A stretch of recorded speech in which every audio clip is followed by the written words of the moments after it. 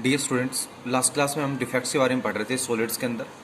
तो मैंने आपका स्टिचियोमेट्रिक डिफेक्ट कंप्लीट करवा दिया था, जिसमें मैंने कहा था कि स्टिचियोमेट्रिक डिफेक्ट अगर नॉन आयनिक कंपाउंड है तो दो तरह के डिफेक्ट होंगे, एक को बोलते हैं वैकेंसी और एक को बोलते हैं इंटरस्टिशियल। लेकिन अगर आयनिक कंपाउंड है तो डिफेक्ट दो होते हैं। वैकेंसी को क्या बोल देते हैं, शॉर्टकट बोल देते हैं, और बेटा इंटरस्टिशियल को हम फ्रेंकल डिफेक्ट के नाम से जानते हैं। जबकि दूसरा आपका कौन सा होता है, नॉन स्टिचियोमेट्रिक डिफेक्ट होता है। कोई नॉन स्टिचियोमेट्रिक डिफेक्ट के बारे में पूछे तो आप क्या बताएंगे? तो ये भी मैंने आपको कंफर्म कह दिया था कि जो आपका नॉन स्टिचियोमेट्रिक डिफेक्ट होता है, नॉन का मतलब क्या होता है, नहीं, और स्टिचियोमेट्रिक का मतलब क्या होता है, फॉर्मूला। कि एक ऐसा डिफेक्ट जिसका फॉर्मूला क्या ना हो, सेम ना हो, उस केमिस्ट्री में किसके नाम जाना जाता है, नॉन स्टिचियोमेट्रिक डिफेक्ट के नाम से जाना जाता है। मतलब क्या, आप बोल सकते हैं कि डिफेक्ट इन विच, कि एक ऐसा डिफेक्ट जिसके अंदर ए defect in which the formula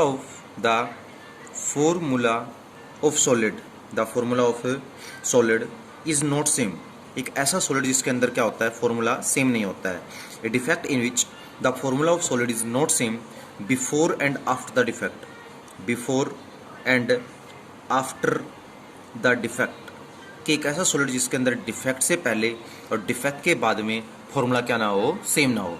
या फिर आप कह सकते हैं और करके ये भी बोल सकते हैं कि the ratio of anion and cation, the ratio of anion and cation, कि जो आपका कैटायन है वो और जो आपका वो एनायन है वो, तो उसका रेशियो क्या ना हो, इज नॉट सेम।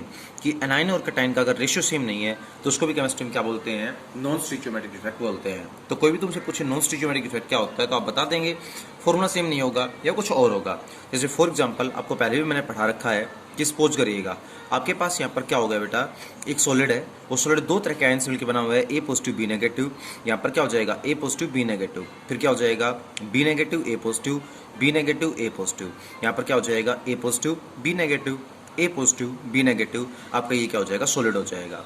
बताओ कितने ए पॉजिटिव हैं और बताओ कितने बी नेगेटिव हैं। तो आपको दिख रहा होगा 6 तो ए पॉजिटिव है और 6 ही क्या है, बी नेगेटिव। काटिंग रेशियो कितना आ जाएगा, 1:1 आ जाएगा। तो बेटा 1:1 का मतलब ए भी कितना है, 1, और बी भी कितना है, आपके पास 1 है।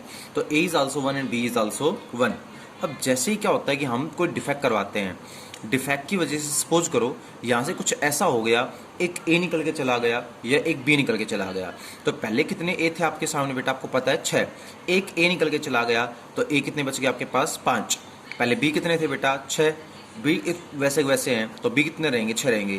कैंसिल आउट तो होगा नहीं, तो क्या बन जाएगा, A5 B6 आपका सॉलिड बन जाएगा। बेटा एक बात तो, पहले फॉर्मूला क्या था, A1 B1, अब फॉर्मूला क्या हो गया, A5 B6। एक ऐसा सॉलिड जिसमें पहले और बाद में फॉर्मूला क्या रहे, सेम रहे। एक ऐसा सॉलिड जिसमें डिफेक्ट से पहले और डिफेक्ट के बाद में फॉर्मूला सेम रहे, उसको बोलते हैं स्टिचियोमेट्रिक। बट यहाँ फॉर्मूला क्या है, डिफरेंट है, क्योंकि ए या तो एक ए निकल के चला जाए या एक बी निकल के चला जाए या कहीं बाहर से आ जाए, तो उसकी वजह से आपके पास बेटा आप ये कहेंगे कौन सा डिफेक्ट होता है, वो नॉन स्टिचियोमेट्रिक। तो this defect is the example of non stoichiometric defect. अब नॉन स्टिचियोमेट्रिक डिफेक्ट में ये तो आप समझ ही गए होंगे, फॉर्मूला सेम नहीं होगा। अब फॉर्मूला सेम नहीं होगा तो फॉर्मूले में या तो क्या हो सकता है, या तो ए ज़्यादा मात्रा में रहेगा या फिर क्या होगा बेटा, बी ज़्यादा मात्रा में होगा। अब ए क्या है बेटा, आप सभी को पता है ए क्या होता है, कैटायन। और केमिस्ट्री में कैटायन किसके द्वारा बनते हैं, मेटल के द्वारा बनते हैं। कैटायन हमेशा कौन बनाता है, metal has the tendency to lose the electron and form cation, while non-metal has the tendency to lose a electron to gain an electron and form a anion। इसका मतलब मेटल की टेंडेंसी होती है cation बनाने की, और non metal की tendency क्या होती है, एन आयन बनाने की टेंडेंसी होती है।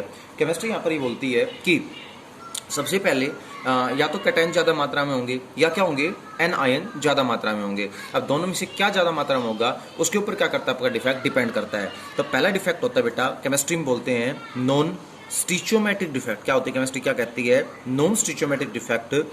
उसके बाद क्या आएगा बेटा, हैविंग मेटल इन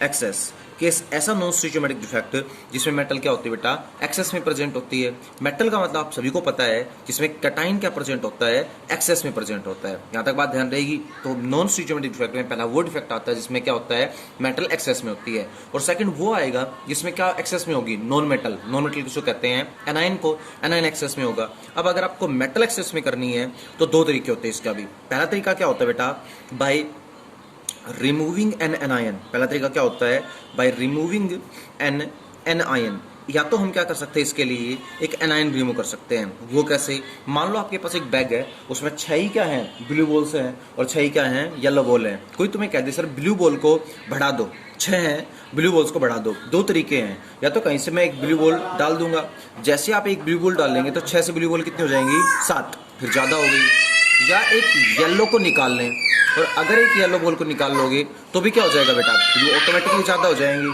तो ब्लू बॉल ज़्यादा है या ब्लू बॉल कम है, this is totally depend on us कि हम करना क्या चाहते हैं। अगर बाहर से ब्लू बॉल डाल दें तो भी ब्लू एक्स्ट्रा हो जाएगी, और अगर येलो निकाल लें तो भी ब्लू क्या हो जाएगी, एक्स्ट्रा हो जाएगी। तो सबसे पहला तरीका हमारा यहाँ होगा बाय रिमूविंग एन एनायन। हमें एक एनायन क्या करना पड़ेगा, रिमूव करना पड़ेगा। तो एक एनायन रिमूव कैसे करेंगे उस पर ध्यान दो आप। सबसे पहले एनायन रिमूव करने का तरीका क्या होता है, तो केमिस्ट्री क्या कहती है, अगर हमें मेटल को एक्सेस में करना है, एक एनायन को रिमूव करना है, तो एक एनायन कैसे रिमूव होता है। केमिस्ट्री कहती है व्हेन समटाइम्स, हम क्या करते हैं कई बार, when sometimes we heat a solid.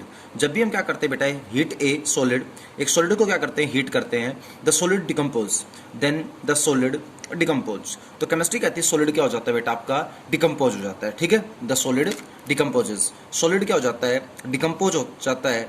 And non metal is removed, या आप कह सकते हैं एनायन इज रिमूव्ड, और उसकी वजह से जो एनायन है वो क्या हो जाता है, रिमूव हो जाता है। अब आप में से आपको स्टूडेंट सोचेंगे कि दीपक सर बताओ मेटल को हीट करने से एनायन कैसे रिमूव होगा। तो भाई मेरे पास यहाँ पर एक बेस्ट एग्जांपल होता है इस चीज़ का, जिंक ऑक्साइड का एग्जांपल होता है, जिंक ऑक्साइड एग्जांपल होता है। आप सभी को पता होगा जिंक ऑक्साइड कैसे बनता है भाई, जिंक 2 पॉजिटिव प्लस किससे मिलकर बना होता है, ऑक्सीजन 2 नेगेटिव से जिंक ऑक्साइड मिलकर बना होता है। तो जिंक ऑक्साइड 2 आयन से मिलकर बना होता है। पहला कौन सा होता है आपका, जिंक 2 पॉजिटिव, दूसरा कौन सा होता है, ऑक्सीजन 2 नेगेटिव। तो यहाँ क्या आ जाएगा, जिंक 2 पॉजिटिव, क्या आ जाएगा ऑक्सीजन 2 नेगेटिव, जिंक 2 पॉजिटिव, यहाँ क्या आ जाएगा ऑक्सीजन 2 नेगेटिव, क्या हो जाएगा ऑक्सीजन 2 नेगेटिव, जिंक 2 पॉजिटिव, क्या हो जाएगा ऑक्सीजन 2 नेगेटिव, यहाँ क्या आ जाएगा जिंक 2 पॉजिटिव, फिर क्या हो जाएगा zinc 2 positive, oxygen 2 negative, zinc 2 positive, oxygen 2 negative. मेरे पास ये सॉलिड बन गया सॉलिड। अब आपको यहाँ दिख रहा होगा जिंक 2 पॉजिटिव भी कितने हैं, 6, और ऑक्सीजन 2 नेगेटिव भी कितने हैं, 6। रेशियो कितना आएगा, 1:1, और फॉर्मूला क्या बन जाएगा, Z1O1 बन जाएगा। अब मैं जैसे ही क्या करता हूँ, इसको हीट करता हूँ, तो हीट करते ही क्या होता है, क्वेश्चन ये उठेगा। तो जैसे हम बेटा क्या करते हैं, इस सॉलिड को हीट करते हैं, ये जिंक ऑक्साइड अपने आप को डिकम्पोज कर लेता है।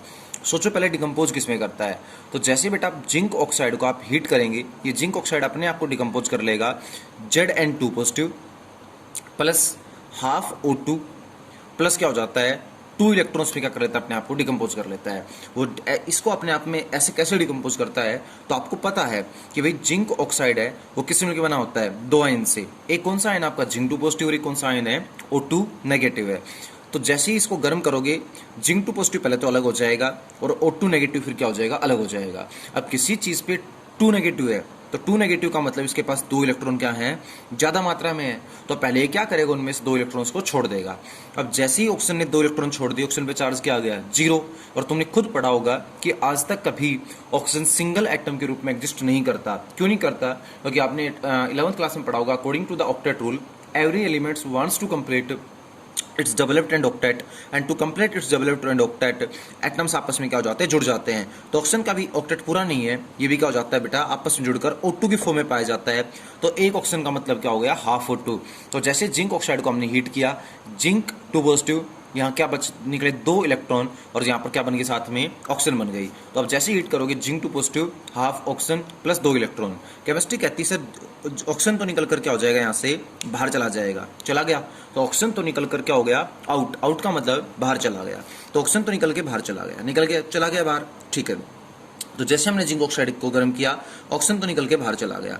एक तो हमारे पास क्या बचा बेटा, जिंक 2 पॉजिटिव, और एक हमारे पास क्या बचे, 2 इलेक्ट्रॉन। तो एक तो हमारे पास क्या बचा, जिंक 2 पॉजिटिव, और एक हमारे पास यहाँ पर क्या बचे बेटा, 2 इलेक्ट्रॉन बचे। यहाँ तक बात ध्यान रहेगी। तो एक तो जिंक 2 पॉजिटिव बना, और एक हमारे पास क्या बचे, 2 इलेक्ट्रॉन बचे।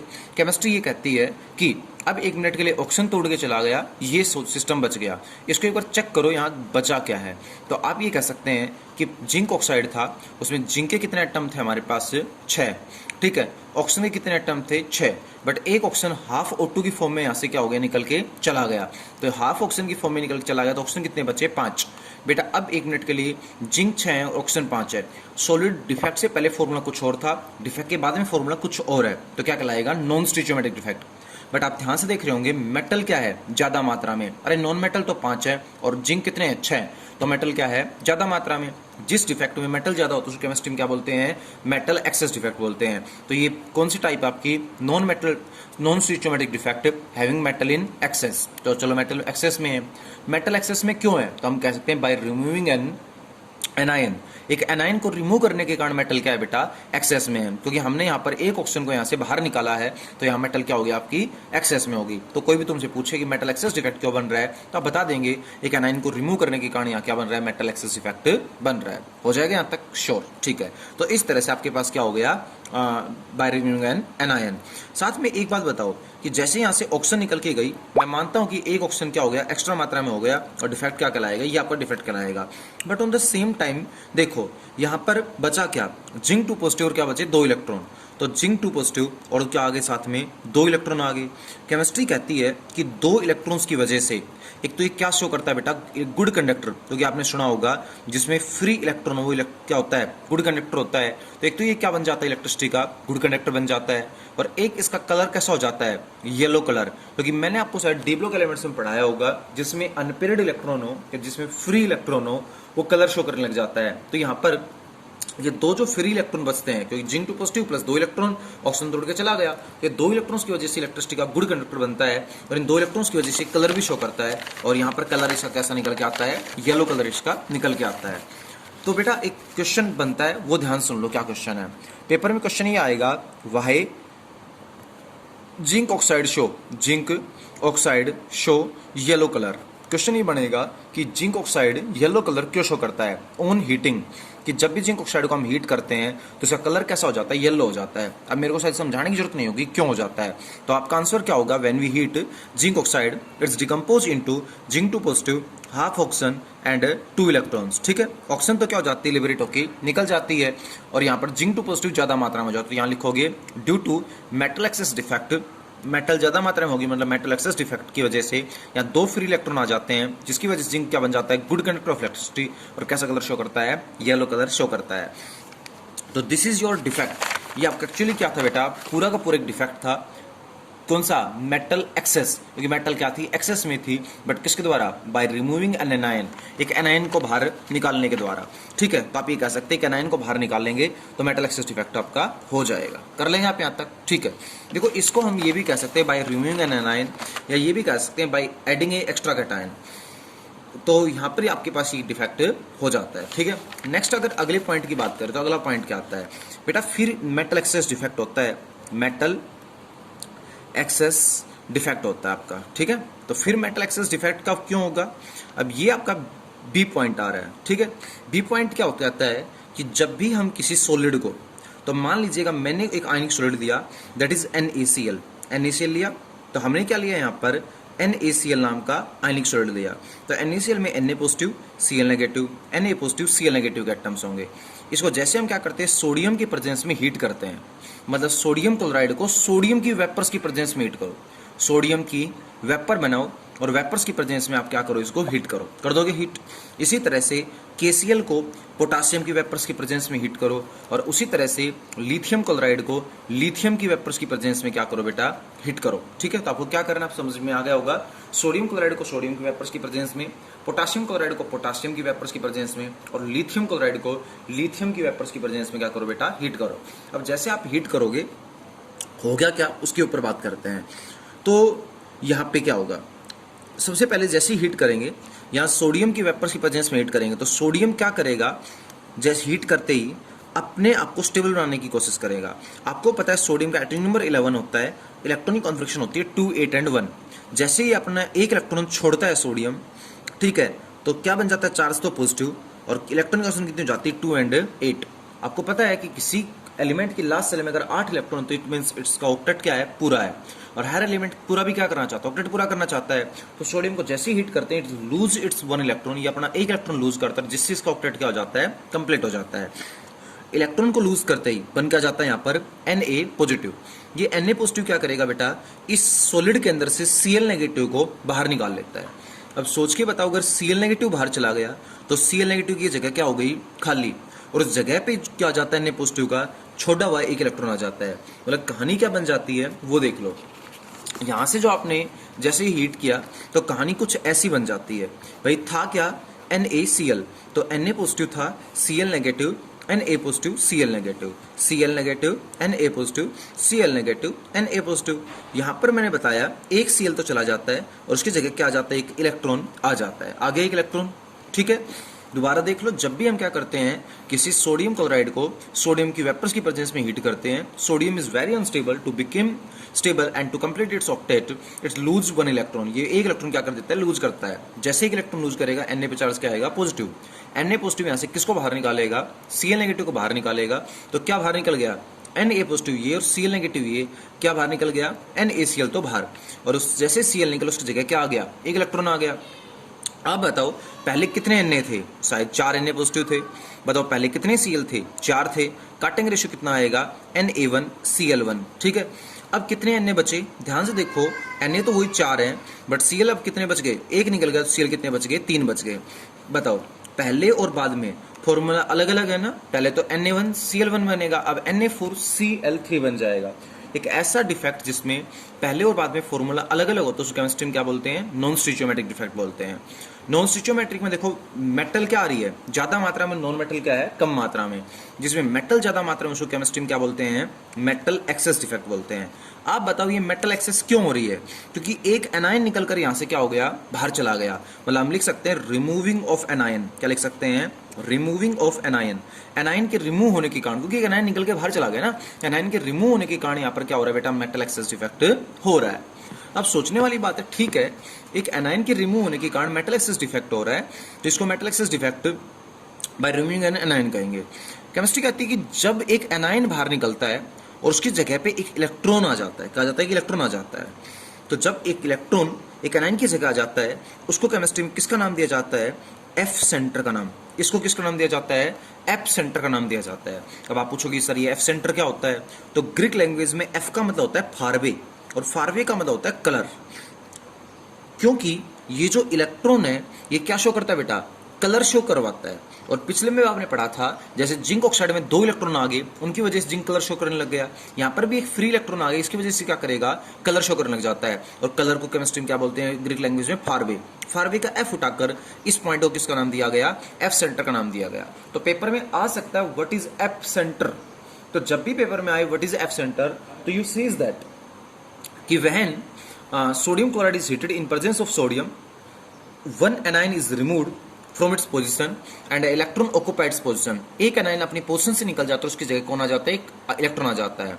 और electron occupies the position of anion is known as F center, कि वो जगह जहां पर एनायन निकल के इलेक्ट्रॉन आ जाता है उस पॉइंट को क्या बोलते हैं, एफ सेंटर बोलते हैं। और एफ सेंटर की वजह से कोई भी सॉलिड क्या करता है, कलर शो करता है।